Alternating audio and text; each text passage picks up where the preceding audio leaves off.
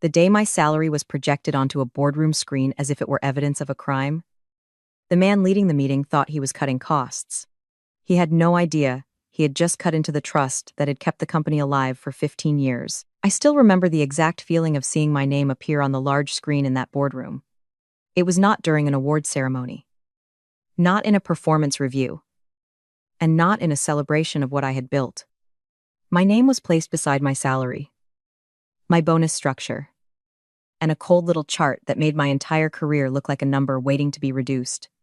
Marcus Reed, the new CFO of Ironbridge Manufacturing, stood at the head of the table with the posture of a man who believed he had come to rescue the company from its own foolishness. He looked at me, then at everyone else, and said my compensation was indefensible.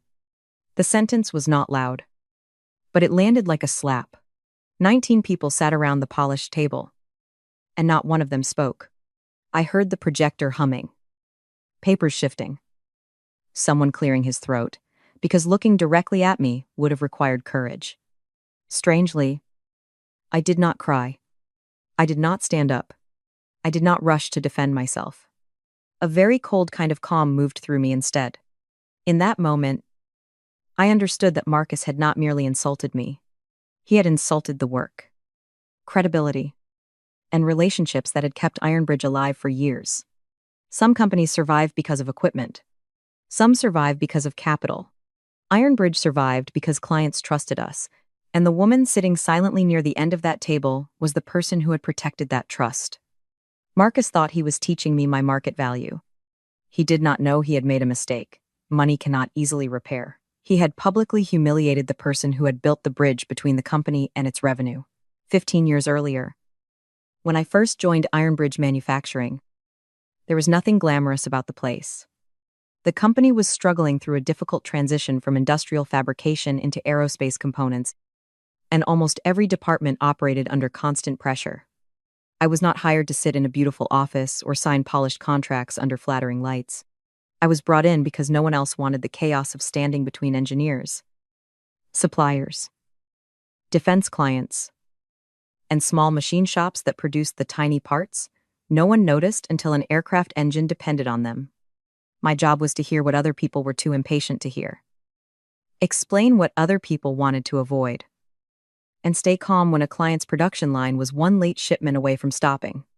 Year by year, I became the bridge between engineering and revenue, between the promises written into contracts and the dusty, difficult reality of keeping those promises on factory floors. I learned each client's habits.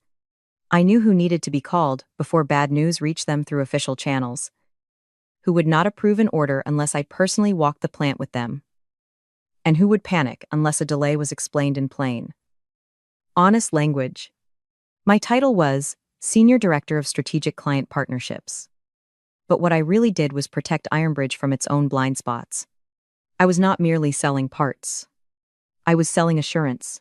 That assurance was built through sleepless nights, emergency flights, after-hours phone calls, and thousands of details that never appeared on a compensation chart. It was not glamorous work, but it was the kind of work that held the business together. I took pride in it, even when no one remembered to thank me. For a long time, that was enough.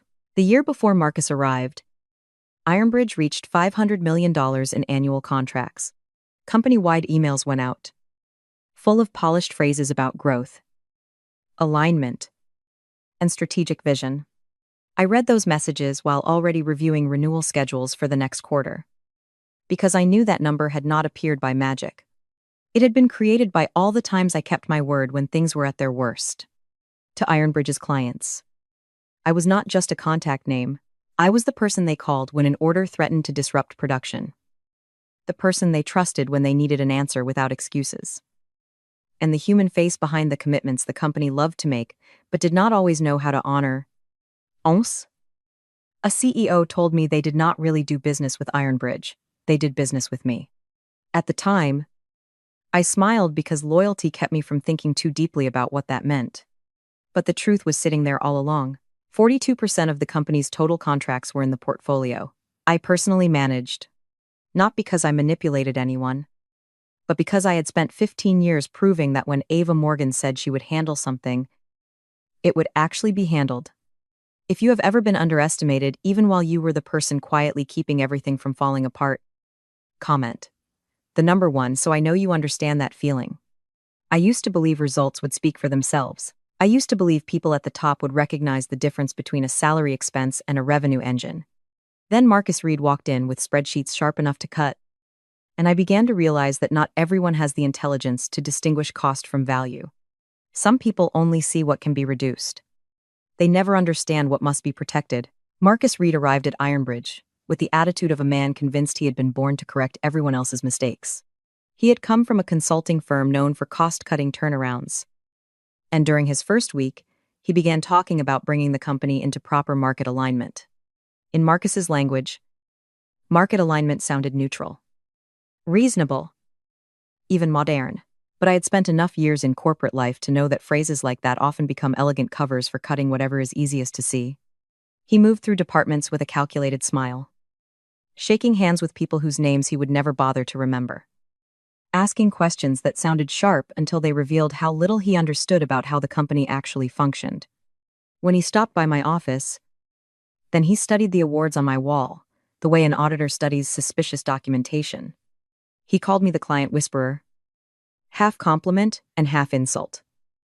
Then said, the company would be evaluating compensation to make sure output was properly aligned with cost. I knew immediately that I had become a target. People like Marcus do not investigate in order to understand. They investigate in order to justify what they already intend to do. He had never attended a client review with me. He did not know how crises were diffused. He did not understand why one phone call from me could preserve a contract worth millions. To Marcus, everything important had to fit inside a spreadsheet cell. To May, the most important things lived between the lines that spreadsheets could not capture. Trust, history, credibility, and the quiet authority built over years were invisible to him. That blindness made him dangerous, because a confident fool with executive authority can do more damage than an honest enemy. By his third week, the atmosphere inside the company had changed. Anonymous spreadsheets began circulating, comparing salaries, titles, performance numbers, and industry averages, as if every employee were a product on a shelf waiting to be repriced. No one said openly that Marcus was behind them, but none of us were naive enough to believe it was accidental.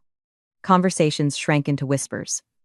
Department heads who used to speak with confidence became painfully careful in meetings. People nodded along to Marcus's speeches about lean operations because everyone knew that challenging a new CFO was the quickest way to become his next example. I watched it all with a mixture of sadness and clarity. He did not merely want to reduce costs. He wanted to create a new order in which loyalty meant obedience and a person's value could be compressed into a negotiable number. His first internal newsletter was titled, Building a Leaner Future. And it was full of polished language about performance, recalibration, and fiscal responsibility. Buried in the middle was a sentence saying roles with above-market compensation would serve as examples for operational correction. I read that sentence more than once and knew he meant me. If you are watching this and you have ever seen someone turned into a sacrifice for another person's power campaign, leave a like on this video. Not out of pity for me, but as a reminder that some cuts look intelligent only because arrogance knows how to dress itself in corporate language. Marcus was not building a stronger company. He was creating fear and calling it discipline. He was confusing silence with agreement. And worse, he was mistaking people's survival instincts for proof that he was right. I had seen executives like him before, but I had never seen one aim so confidently at the very thing keeping the business alive. The meeting that changed everything happened on a Thursday afternoon in late March. Marcus called it a quarterly leadership alignment session, a title so inflated that it should have warned me something unpleasant was waiting. I walked into the room just before 3 in the afternoon with a coffee in my hand, prepared for another lecture about cutting costs without cutting corners. But the moment I saw the projector already lit, something heavy settled in my chest. The title slide read, Operational Efficiency Through Market Alignment. 19 people were already seated around the table, each wearing the careful, neutral expression of someone determined not to be pulled into the center of the storm. Marcus stood at the front with his jacket off and sleeves rolled up, looking as if he were about to perform major surgery on the company. He began in a calm voice, saying leadership needed to address a critical imbalance between compensation and contribution. The room became so quiet that I could hear the air conditioning above us. Then he clicked to the next slide. My name appeared in bold letters. Beneath it were my title, salary, bonus structure, and a colorful chart comparing me to industry benchmarks. For several seconds, my mind refused to accept what I was seeing. I had faced angry clients, delayed shipments, failing timelines, and contracts on the edge of collapse. But no one inside the company I had served for 15 years had ever displayed my compensation in front of a room full of executives as though it were evidence of wrongdoing. I felt heat rise into my face, but my hands stayed still on the table. I told myself not to give him the scene he wanted. Bullies often feed on visible pain, so I gave him silence instead. Marcus pointed at the number on the screen and said it was a perfect example of executive-level cost inflation. He said it lightly, almost clinically, as if he were describing a system error rather than turning a real woman into a target in front of her peers. Eyes around the table began sliding away from me. Paul Grayson, from operations, looked down at his folder.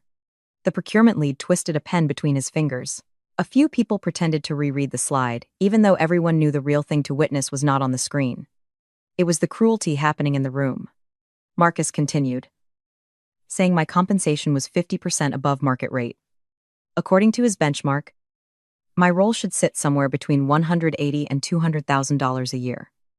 While the company was paying me more than $320,000, I heard every word as if he were reading an indictment. 15 years of crisis management, client retention, relationship building, and trust had been pressed into one red number. I swallowed the tightness in my throat and said, very calmly, that this discussion would be more appropriate in private. Marcus smiled. That smile reminded me of people who believe that if they call brutality transparency, it becomes respectable. He replied that it was not personal, only business transparency. I looked directly at him and understood that it was not transparency at all. It was a public execution, disguised as a presentation. And when a leader needs to humiliate another person to demonstrate authority, it does not prove that the target is weak. It proves the leader is insecure. I did not say all of that out loud. I did not have to. The silence in that room already knew what was happening. The next slide was even colder. Marcus presented my revised compensation package as if it were a rescue plan, a 43% cut to base salary, a sharply reduced bonus cap, and the removal of my travel budget. I looked at those lines and could almost hear customer relationships beginning to crack. Even though Marcus could not, he said the adjustment would save the company approximately $120,000 annually. A few people around the table nodded mechanically, the way people nod when they are trying to survive, rather than when they truly agree. Inside me, the first shock withdrew and was replaced by a sharp, steady clarity. I understood that Marcus was not only targeting my pay, he was sending a message to everyone else that no one was too senior, too valuable, or too respected to be brought under the new order. He chose me because I represented Ironbridge's history, too experienced, too connected, too trusted, and too far outside his control. I leaned slightly forward and said, in the steadiest voice I could manage, that the $120,000 he wanted to save represented less than 0.1% of the revenue I personally managed. The room went still. Marcus had no meaningful answer, because he had charts but no understanding. If you are still here, subscribe to the channel for more stories about value, self-respect, and the kind of silence that makes arrogant people pay their own price. I sat through the rest of the meeting. But inside me, a door had already closed. Marcus thought he had made me smaller. In reality, he had helped me see that I had outgrown that room long before he ever entered it. When the meeting ended, I did not rush out, slam the door, or let tears fall in front of people who had chosen silence. I walked back to my office, closed the door, and sat still until all I could hear was the air conditioner humming above me. On my desk were cards from clients collected over the years, handwritten thank you notes, photographs from plant visits, and a small award I had received after saving a deal everyone else thought was already lost. I looked at those things and saw that my professional life had never lived on Marcus's slide. It lived in the times I answered the phone after midnight, the times I flew overnight to stand beside a client when they needed accountability, to the times I calmed fear with facts instead of empty promises. I opened my laptop and scrolled through my client list. 127 contacts. Each one a thread in the network I had built with my own hands. Then, I opened a folder called Opportunities, where I had stored offers I had declined because of loyalty to Ironbridge. There was an email from Evelyn Hart, CEO of North Star Aerospace, sent 8 months earlier. She wrote that she admired my approach to long-term client strategy and wanted me to consider a senior leadership role. When I first received it, I politely declined because I still felt committed to Ironbridge. That afternoon, reading her words again, I understood how thin the line can be between loyalty and self-imprisonment. There is a moment when humiliation stops hurting and begins clarifying. Mine came at 3:42 in the afternoon. Inside the office, where I had spent too many years putting the company ahead of myself, I realized I no longer needed permission to leave a place that had stopped seeing me clearly. They had not just reduced my compensation, they had reduced their own right to my loyalty. I began writing my resignation letter with a calm that surprised even me. There was no accusation, no threat, no final attempt to make them understand. Just a few short lines, professional and final. I wrote that after careful consideration of that day's compensation discussion, I was resigning from Ironbridge Manufacturing Systems effective immediately. I thanked the company for the years of partnership and wished it continued success with its efficiency initiatives. Every word was polite. But beneath the politeness was a door closing without needing to make a sound.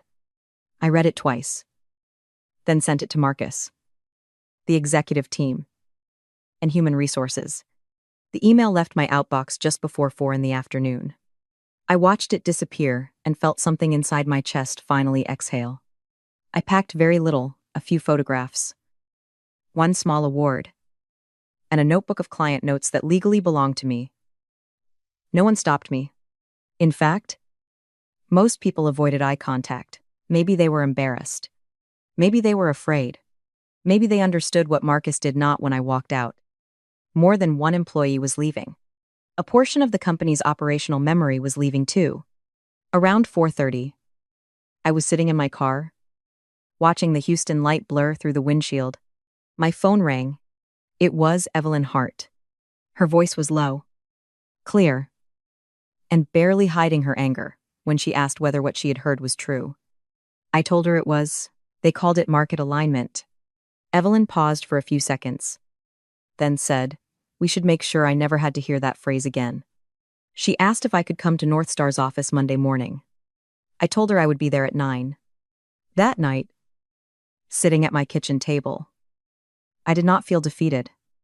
I felt as if I had just stepped out of a place that no longer deserved my devotion. By Friday evening, news of my resignation had spread through Ironbridge faster than any official announcement could have. I had not even taken off my shoes before my phone began lighting up. The first message came from Daniel West, the vice president of contracts. He asked if I had really resigned and said Marcus was acting as though it was no big deal. I stared at the message for a long time but did not answer. I did not want to become the center of a crisis they had created for themselves. The second call came from Thomas Blake of Sterling Aerotech, one of Ironbridge's largest clients. His voice was tight with disbelief when he asked whether I was no longer with the company. I paused, then simply told him that yes, I had resigned that afternoon. The other end of the line went quiet. Then he sighed, and that sigh carried 12 years of trust inside it.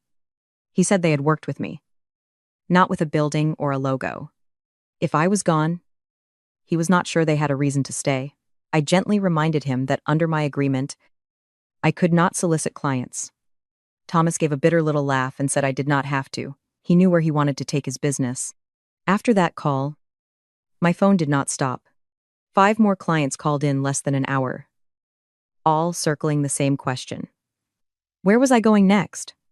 These were not transactional voices.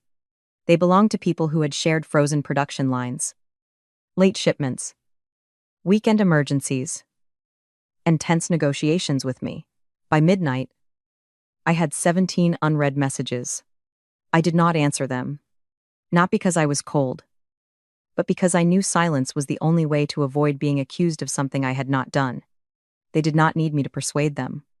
Their reaction had already revealed where loyalty had lived all along. On Saturday morning, I drove to a small cafe, opened my laptop, and tried to read industry news through eyes that had barely slept. In aerospace manufacturing, rumors move faster than official statements, especially when they involve a major company that has just wounded itself. On an industry forum, someone had posted that Ava Morgan, senior director at Ironbridge, had resigned after a compensation dispute. The comments underneath were more direct than I expected. One person wrote that it was cost-cutting gone wrong. Another said Ironbridge had just handed its future to North Star. I did not laugh. Exactly. But a quiet irony passed through me. Marcus had intended to make me an internal example. Now his own decision was becoming a public one. On Sunday, I posted a short note on LinkedIn saying I was grateful for 15 years of learning and growth at Ironbridge and excited for new beginnings in aerospace partnerships. I did not attack anyone. I did not describe the boardroom. I did not mention Marcus. But within hours, the post exploded. Former colleagues left careful messages of support. Clients sent private notes. Recruiters reached out. Some people in the industry said outright that Ironbridge had committed strategic self-harm. That night, Evelyn texted me that Ironbridge was panicking because North Star had already received inquiries from 3 of their former clients about transferring contracts. I set the phone down and sat still for a long time. I had not done anything. I had not called anyone, sent any pitch, or made any invitation. And still, the consequences had already begun moving on their own. That was what Marcus failed to understand. When trust is betrayed, it does not wait for the betrayed person to give it permission to leave. Monday morning arrived like a scheduled storm. My phone buzzed constantly before the sky had fully brightened. Text message, missed calls, emails, and careful inquiries from people across the industry poured in. One of them was from Marcus. He wrote that we needed to talk, that clients were contacting the company with concerns, and that he needed me to respond. I read the email while sitting in the reception area at North Star Aerospace, waiting for Evelyn to come get me. For the first time in many years, I did not feel responsible for saving Ironbridge from the consequences of its own decisions. When Evelyn walked in, she did not waste time on empty ceremony. She brought me into her office, placed a contract in front of me, and said they wanted me as Chief Strategy Officer, with full authority to build client partnership strategy. I signed with a steady hand. Evelyn looked at me with a mixture of amusement and awe and said I had caused quite an earthquake. Ironbridge's board had already held an emergency meeting that morning. I told her I had not caused anything. They had. Later that afternoon, screenshots began arriving from former colleagues. Formal termination notices from Ironbridge's largest clients were being sent one after another. The stated reasons were polite partnership discontinuity, loss of strategic continuity, diminished operational confidence. The wording varied, but the meaning was the same. Without Ava, they no longer trusted Ironbridge the way they once had. 9 contracts had ended before midday, 12 by evening. Each represented millions of dollars. I did not celebrate. I looked at those numbers and saw the truth Marcus had tried to deny in an industry built on time. Safety and credibility. Relationships are not accessories. They are infrastructure. On Monday night, Marcus left me a voicemail far shorter than his presentations. This time, his voice was no longer polished. He said that if I was intentionally coordinating clients' departure from Ironbridge, the company would take legal action.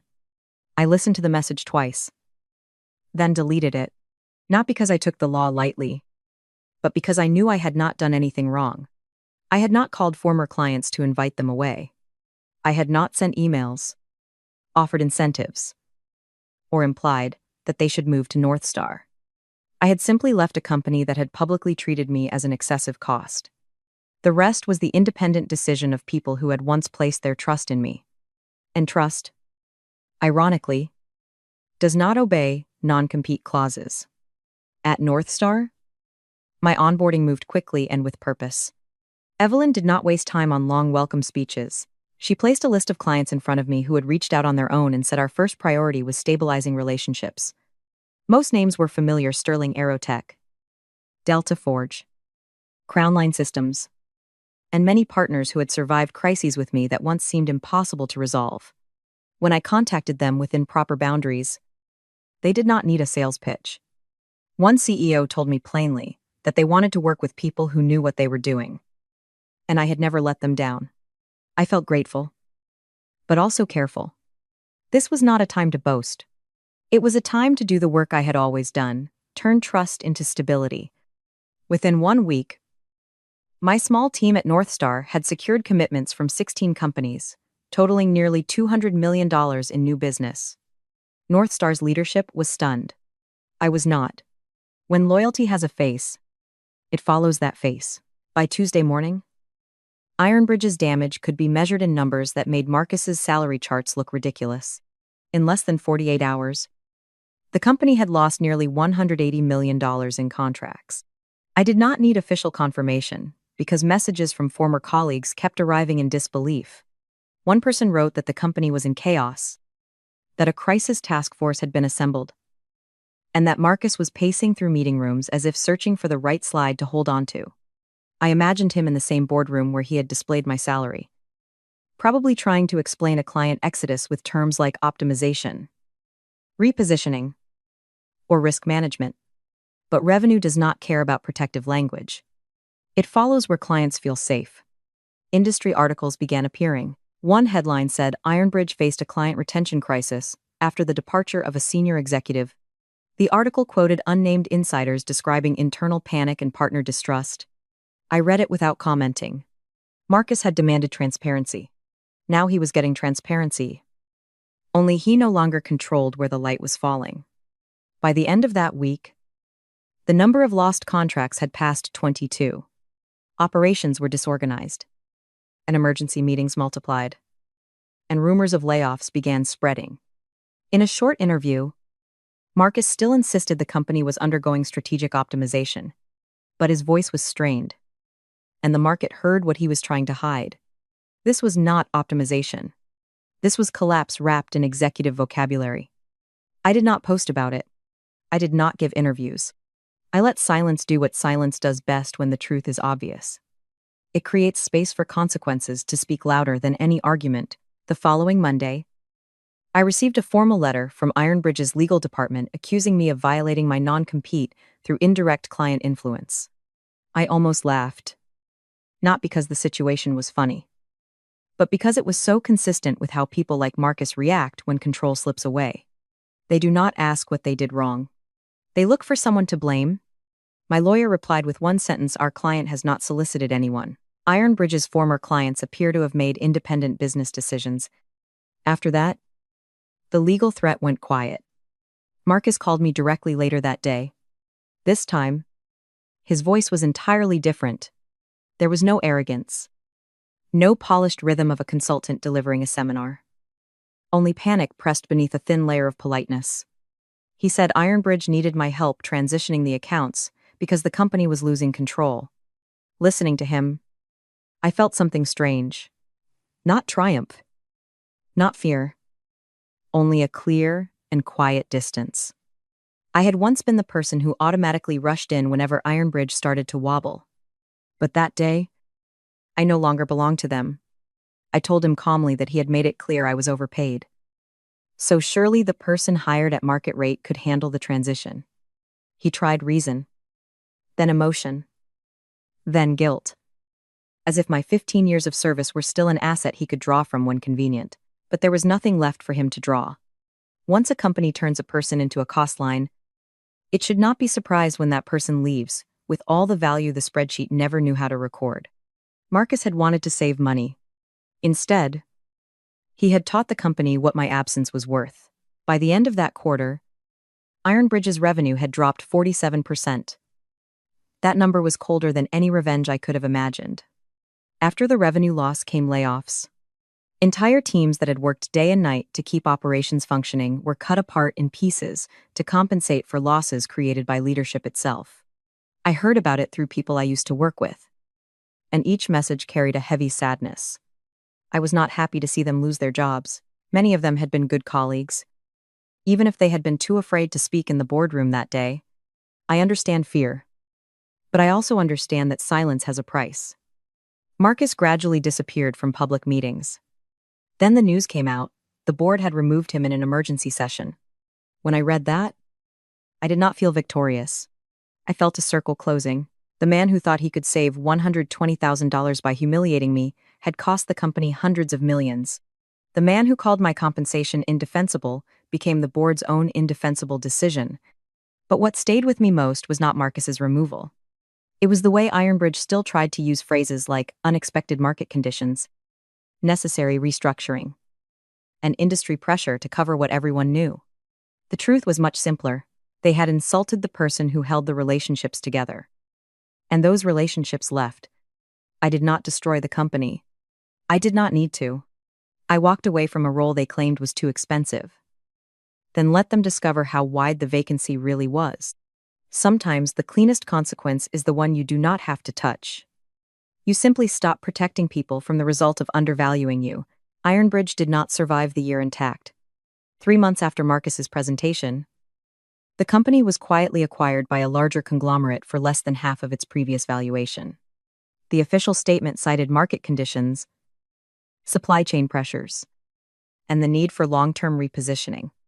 It sounded reasonable on paper. But everyone in the industry knew the root cause was not the market. It was in the boardroom where an overconfident man projected my salary onto a screen and called it a problem. When you humiliate the person holding a company's critical relationships together, you do not simply lose an employee. You make clients wonder whether anyone left inside the organization understands or respects what they need. By then, I was at North Star, in an office overlooking downtown Houston. Leading a team that understood partnership was not a decorative word for brochures. North Star did not treat my work as emotional management in a dismissive sense. Evelyn called it strategic relationship intelligence, and she gave me the autonomy to build it properly. The irony was impossible to miss. Ironbridge once tried to reduce my pay to save a little over $100,000. In the end, they lost hundreds of millions, trying to prove that loyalty could be replaced by spreadsheets. I did not watch the collapse with joy. It felt more like watching a slow-motion accident I had already stepped away from before impact. There was sadness, and there was regret for the people caught inside it. But there was no regret about leaving. If I had stayed after that day, the greatest loss would not have been money. It would have been my self-respect.